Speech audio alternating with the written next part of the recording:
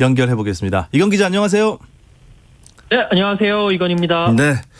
10월 A매치 주간이 시작이 됐습니다. 참 시간 빠르네요. 어느새 그렇죠? 우리나라 오늘 경기를 지금 하고 있는데 좀 안산 와 스타디움에서 펼쳐지고 있습니다. 대한민국 대 시리아, 시리아 대 대한민국 대 지금 조별리그 최종 예선 A조 세 번째인가요 벌써? 3차전인가요? 네, 3차전입니다. 지금 어떻게 흘러가고 있나요? 네, 현재 전반 30분이 조금 더 지난 상황인데요. 오후 8시부터 시작했으니까요. 네. 지금 한국이 손흥민 선수를 비롯한 주전 선수들을 출동시켜서 시리아를 일방적으로 밀어붙이고 있지만 이 벤투가 최근에 좀 고질적인 문제죠. 일방적으로 밀어붙이지만 골은 안 나고 있고요. 네. 시리아의 결정적인 역습에 1실점을 할 뻔한 위기도 한번 있었고 뻔한 위기가 있었죠. 네, 아직까지는 뭐 약간 좀 위태위태한 상황에서 분위기만 잡고 있습니다. 분위기만. 네. 이제 흰색이 시리아고 이 핑크색이 대한민국인데 시리아의 움직임이 만만치가 않아요. 예. 이 참 어떻게 될지 모르는데 한 10분 정도 남았는데요. 전반 10분 남았는데 저희가 이제 계속 방송으로 이제 축구도 보면서 말씀을 나누겠습니다. 이건 기자, 9월 A매치는 한국에서 오랜만에 편안하게 보셨다고 했는데 어느새 한 달이 지났습니다. 지금 보고 계신가요? 네, 저도 지금 이 라디오 방송을 하면서 컴퓨터 한편에 이 경기를 틀어놓고 있으면서 지금 보고 있는데요. 역시 인터넷 시대라 여러 가지 볼 수 있는 방법이 있고 있는데 저도 지금 경기를 보면서 정말 좀 답답하다라는 그런 느낌을 지금 지울 수가 없네요. 예. 어쨌든 A매치 주간이기 때문에 리그들이 거의 다 쉬지 않습니까? 이건 기자도 잠깐 쉬어가는 그런 시간인가요? 다소 한숨을 쉬기는 하고 있습니다만 그래도 A매치 시기인지라 유럽에서 A매치가 열리기 때문에 그것도 이제 TV를 통해서 시청을 하면서 여러 가지 또 기사도 쓰고 있고요. 여기 이제 어제 있었던 그 지소연 선수가 출전했던 여자 챔피언스리그 경기도 있고 또 이번 주말에 이 런던에서 그 미식 축구 그러니까 그 NFL 열리는데 이 NFL에 한국 선수 구영애 선수가 이제 나옵니다. 애틀란타 펠콘스가 토트넘 하스퍼 스타디움에서 뛰고 있기 때문에 그 경기도 현장에서 취재 가서 구영애 선수의 또 소식도 전해드려야 되기 때문에 그렇게까지 쉬고 있지는 않습니다. 이거 아메리칸 풋볼을 영국에서도 하나 봐요. 그 NBA도 가끔 영국 가서 1년에 한 2경기 정도 하거든요. 이게 영국 유럽 팬들을 유치하기 위한 건데 이 경기 때문에 구영애 선수와 손흥민 선수가 같은 한국인이라는 걸 강조한 포스터를 영국과 미국에서 뿌리기로 했을 정도로 상당히 손흥민 선수가 세일즈 포인트입니다. 네, 일단 손흥민 선수까지 가세한 이 시리아전 어쨌든 오늘은 꼭 이기고 넘어가야 되는 거 아닙니까? 네, 그렇죠. 우리가 앞선 2경기에서 1승 1무에 그쳤습니다. 그리고 이번 경기 다음은 이란 원정이에요. 근데 이란 원정은 사실 역사상 한 번도 이기지 못한 곳이기 때문에 승부 정도면 만족해야 되는 게 현실적인 목표거든요. 근데 만약에 오늘 시리아를 못 이긴다? 그렇다는 거는 4경기 동안 1승 3무에 그친다는 건데 만약에 그런 상황이 되면 벤투 감독 경질설이 나올 만한 상황이 돼버리거든요. 저는 그런 모습 보고 싶지 않습니다. 오늘 이겼으면 좋겠습니다. 저도 마찬가지입니다. 전반 37분이 지나가고 있지만 아직은 스코어 0대 0이고요. 이건 기자, 손흥민 선수가 굉장히 유럽에서 열심히 뛰자마자 바로 와서 선발로 나왔습니다. 이거 어떻게 보십니까? 일단 벤투 감독 입장에서는 꼭 승리를 해야 된다는 의지를 표현을 한 거죠. 손흥민 선수가 이제 오자마자 하루 훈련하고 바로 이제 지금 경기에 나서고 있는데 벤투 감독은 손흥민 선수, 황의조 선수, 황희찬 선수 여기에 이제 황인범, 김민재 선수까지 유럽에서 맹활약하고 있는 선수들을 배치를 하면서 처음부터 모든 것들을 다 쏟아붓겠다라고 하고 있는데 물론 대표팀 감독으로서는 승리를 차지하기 위한 당연한 선택이겠죠. 하지만 이제 지금 그의 뜻대로 제대로 가지 않고 있어서 아마 지금 가장 속에서 불이 타고 있는 사람은 벤투 감독일 것 같고요. 그리고 이제 우리 팬들도 함께 불이 타고 있을 것 같습니다. 일단은 계속 좀 더 지켜보면서 좀 더 시원한 경기를 하기를 좀 바라야 될 것 같습니다. 일단 이 A매치 때문에 귀국하기 전까지는 유럽파들이 아직 컨디션이 좋지 않았습니까? 네, 맞습니다. 손흥민 선수, 황희찬 선수, 황의조 선수까지 모두 공격 포인트를 많이 기록을 했는데 특히 이제 이 잉글랜드에서 손흥민 선수 같은 경우에는 NS 무라와의 유로파 컨퍼런스 리그 경기에서 도움을 1개를 추가. 그것도 이제 후반에 투입되자마자 활발한 모습을 보여주면서 도움을 추가를 했고, 그다음에 이제 3일 후에 열렸던 에스턴 빌라와의 경기에서도 풀타임을 뛰었는데요. 사실상 2도움이거든요. 그러니까 도움을 하나 하고 두 번째 도움은 자책골로 판정이 나면서 그 도움이 하나 취소되긴 했지만 어쨌든 1도움 자책골 유도를 하게 되면서 두 경기에서도 상당히 계속 그 전에도 골을 넣어오면서 손흥민 선수 상승세를 타고 있고요.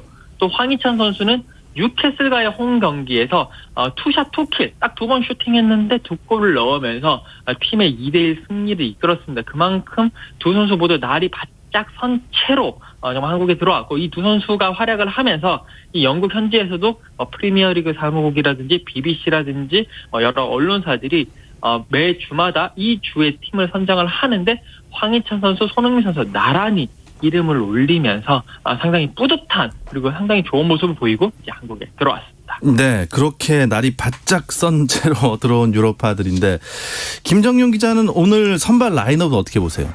일단 선발 라인업이 김승규 골키퍼, 그리고 포백에 홍철, 김영건, 김민재, 이용, 미드필더 정우영, 황인범, 이선에 황희찬, 손흥민, 송민규, 공격수 황의조.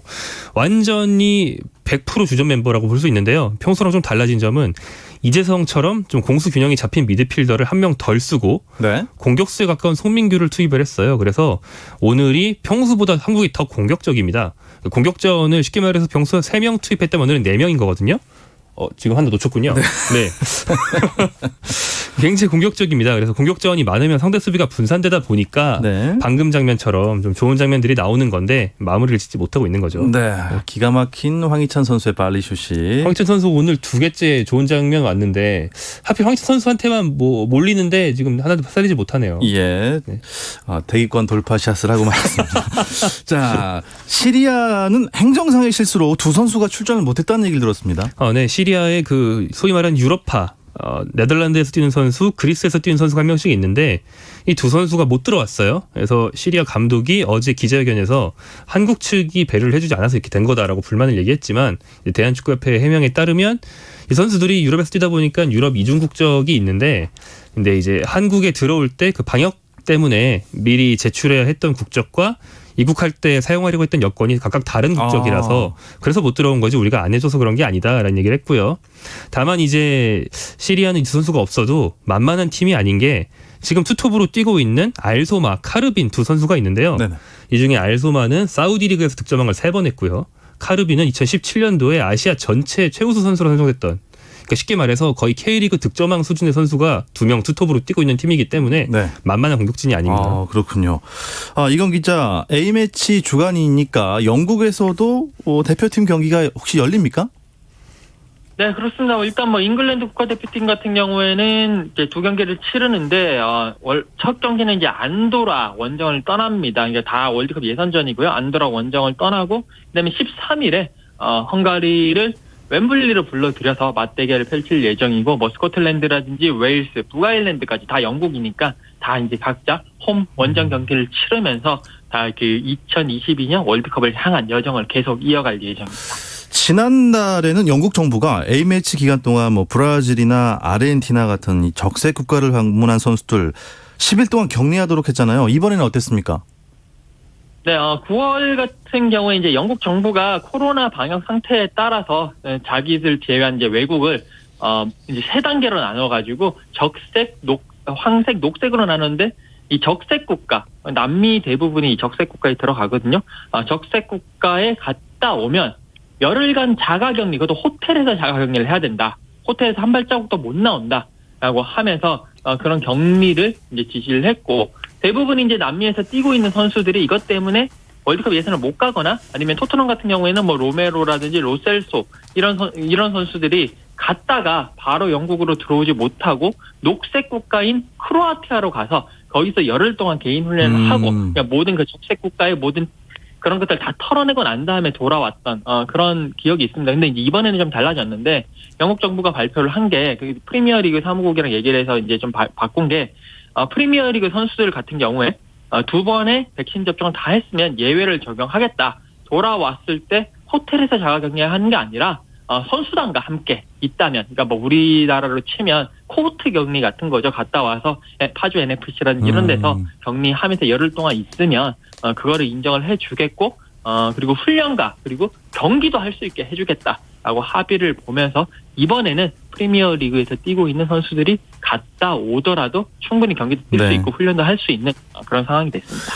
비슷한 문제로 브라질에서 경기하다가 경기가 취소된 일이 지난 9월에 있었잖아요. 이제 이런 문제는 없는 건가요?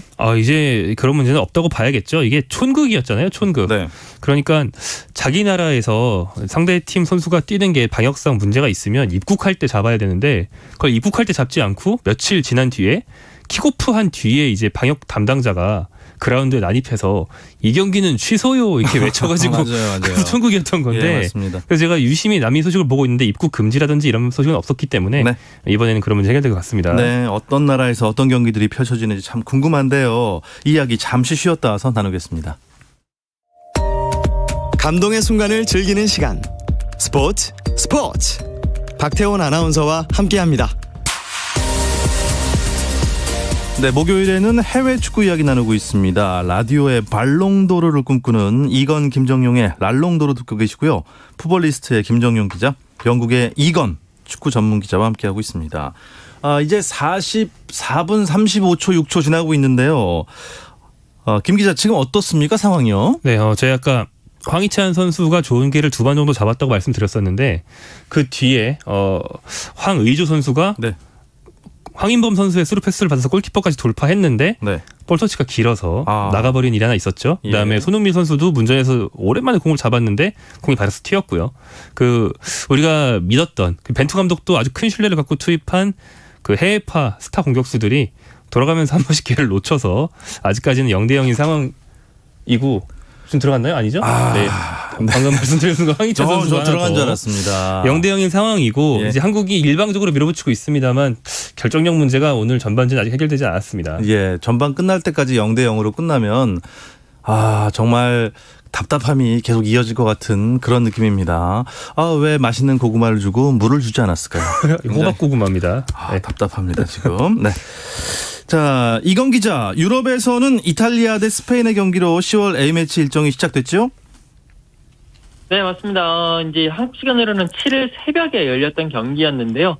이탈리아와 스페인의 유럽 네이션스 리그 준결승, 파이널 준결승이 열렸습니다. 이게 이탈리아 밀라노 산시로에서 열렸던 경기였는데요. 네. 이탈리아가 이 전까지 A매치에서 37경기 무패 행진, 이제 세계 기록인데 그걸 계속 달리고 있었고, 이탈리아 또 유로 2022에서도 우승을 하고 있었죠. 이런 팀을 상대로 스페인이 이제 또 이탈리아에게 도전을 했습니다.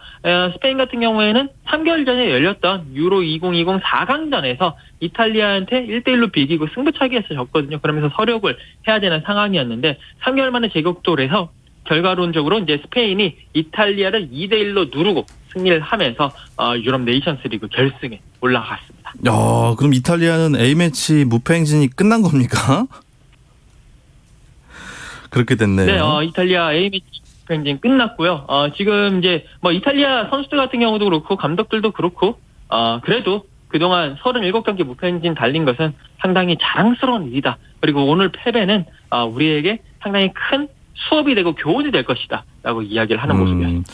이탈리아가 이제 유로 2021년 했지만 유로 2020에 이어서 네이션스 리그 우승까지 이뤄낼지 궁금한 경기였는데 그 꿈은 이루어지지 못했어요. 네, 그렇습니다. 재밌는 점이 있다면 이제 이탈리아 입장에서는 이 경기 장소가 밀라노, 우리가 알고 있는 명문구단 AC 밀란의 홈구장인데 이탈리아 대표팀 주전 골키퍼 돈나루마 선수가 최근에 AC 밀란 선수 팬들과 거의 척을 지고 파리 생제르맹으로 이적을 했어요. 네. 그래서 밀라노 시민들로 주로 구성된 관중들이 들었을 거 아닙니까?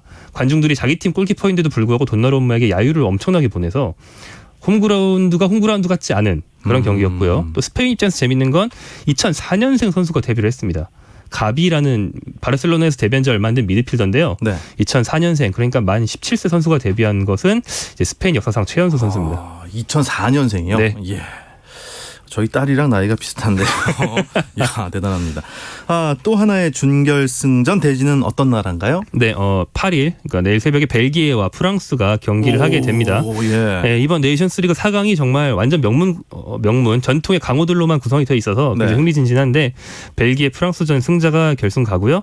그다음에 10일 한국 시간 10일 밤에 3, 4기전이 열리고 12일 새벽에 결승전이 열립니다. 그러니까 이 4강에 이탈리아와 스페인과 벨기에와 프랑스가 올라간 거 아니에요? 네. 그렇다면 그래도 어디가 우승할 것 같습니까? 김정용 기자 보시기. 저는 뭐 이런 질문 받으면 원래 이탈리아밖에 얘기를 안 했는데 지금 그 말을 할 수 없기 때문에 떨어졌어요. 예. 근데 이제 스페인이 지금 기세가 심상치 않고요. 예. 스페인이 최근 한 2, 3년 동안 공격수 부재가 큰 문제였는데 네. 원래 윙어인 페란 토레스라는 선수가 이번 이탈리아전에서도 2골 다 넣었고 최근 A매치 득점이 이제 경기당 0.5골을 돌파하고 있어서 스페인이 상당히 희망적인 것 같습니다. 이건 기자, 유럽에서는 어떤 팀이 결승에 올라갈 거라고 점치고 있나요? 이 벨기에와 프랑스의 경기 상당히 박빙을 예상을 하고 있는데 일단 가장 객관적이라고 할 수 있는 어떻게 도박 회사들의 그런 여러 가지 분석을 보고 있으면 네. 프랑스가 조금 더 근소하게 앞서고 있지 않겠느냐, 뭐 홈의 경기도 하고 그러다 보니까 이제 프랑스의 승리를 근소하게 점치고 있어요. 근데 물론 이제 그 차이가 그렇게 크지는 않을 것이다. 뭐 무승부에 의한 승부차기 가능성도 꽤 높기 때문에 일단은 프랑스의 손을 들어주지만 경기는 끝까지 지켜봐야 된다라는 그런 분석들을 내놓고 있습니다. 네, 뭐 네이션스 리그만큼이나 카타르 월드컵 예선 경기들도 많은 관심을 모으고 있는데. 앞서 잉글랜드 일정은 짚어주셨고요. 이건 기자, 또 어떤 경기들이 눈길을 모으고 있습니까? 우선 이제 8일과 9일에 이제 경기들이 열리는데 지금 이제 이 스페인, 이탈리아 그리고 벨기에, 프랑스가 네이션스 리그 파이널 때문에 중결승, 결승 때문에 다 빠지면서 약간 이번 10월 A매치에 열리는 유럽 예선전들은 조금은 김이 빠지는 상태로 열리고 있습니다. 특히나 이제 경기들이 다들 각 팀들마다 6경기, 5경기씩 하고 있기 때문에 뭐 어떤 조 같은 경우에는 거의 대강의 윤곽들이 나와가지고 또 너무 이 경기들이 상대적 그런 이제 실력 차이가 너무 큰 경기들이 많이 있기 때문에 전체적으로는 조금 아쉬운데요. 그래도 8일에 열리는 경기 중에서 이 터키와 노르웨이가 터키에서 격돌을 하는 경기가 있습니다. 이 경기가 상당히 가장 큰 G조 경기인데 관심을 끌 것 같고요. 터키가 초반에 약간 흔들리면서 지금 조 3위까지 떨어져 있는 상황이고 노르웨이 같은 경우에도 이제 조 2위로 올라와 있는데 이 터키, 노르웨이 그리고 이제 네덜란드까지 버티고 있거든요. 이 G조 같은 경우에 지금 네덜란드가 승점 13점으로 1위, 노르웨이가 승점 13점으로 2위, 골득실 차로 1, 2위가 갈려져 있고요. 네. 그리고 이제 터키가 승점 11점으로 3위거든요. 노르웨이나 터키나 이 양팀 입장에서는 무조건 이겨야지 조 1위만 일단 월드컵의 본선에 직행하기 때문에 무조건 이겨야 상대를 꺾어야지 자기가 산다라는 그런 마음가짐으로 경기를 펼치기 때문에 그냥 사생결단 총력전이 펼쳐집니다. 총력전 사생결단. 이건 뭐 우리나라 시리아도 마찬가지겠지만요. 다른 지역 예선들도 이어지고 있죠. 네, 일단 아시아 지역 예선 한국과 마찬가지로 아시아 각국들이 치르고 있는데 좀 관심이 가는 경기가 이제 내일 새벽 1시부터 몇 시간 안 남았죠. 사우디와 일본이 갖는 B조 빅매치가 있습니다.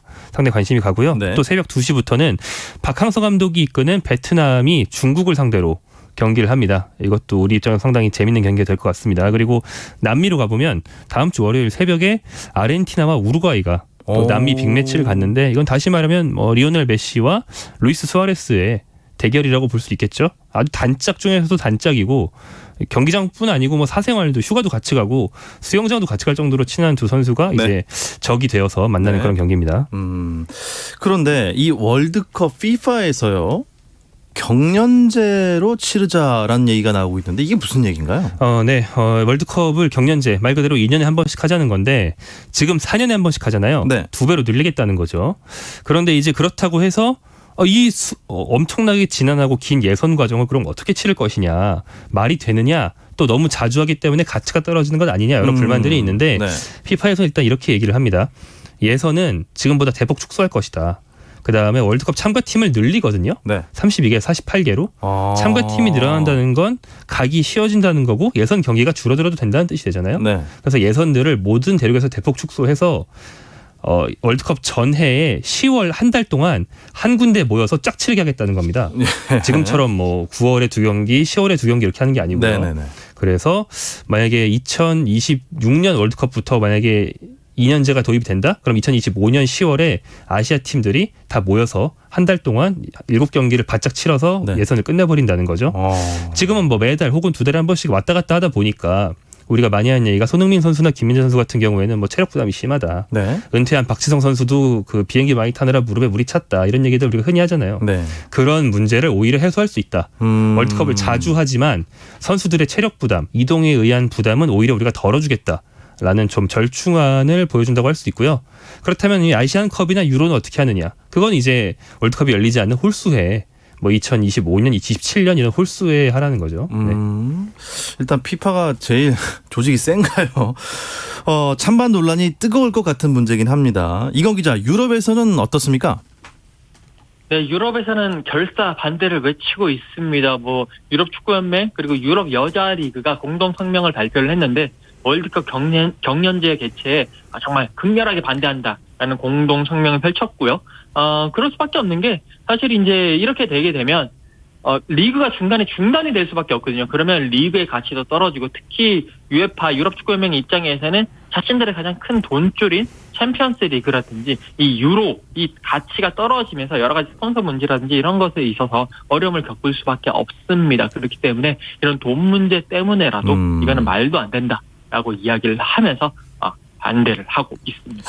어떻게 좀 피파는 그래도 밀어붙일 생각인 것 같은데 어떻습니까? 네, 우리가 또 유명한 축구인인 아르센 벵거 전 아스널 감독이 있죠. 네. 한국에서 굉장히 인기가 많은 그 벵거 감독이 현재 피파 국제축구연맹의 글로벌 축구 발전 위원장을 수행하고 있습니다. 네. 그러니까 일선에서 뭐 감독이나 단장이나 이런 걸 하는 게 아니고 축구계의 큰 그림을 그리는 그런 해안을 발휘하는 자리에 가 있는데 이분이 이 현재 이 개혁안을 주도를 하고 있어요.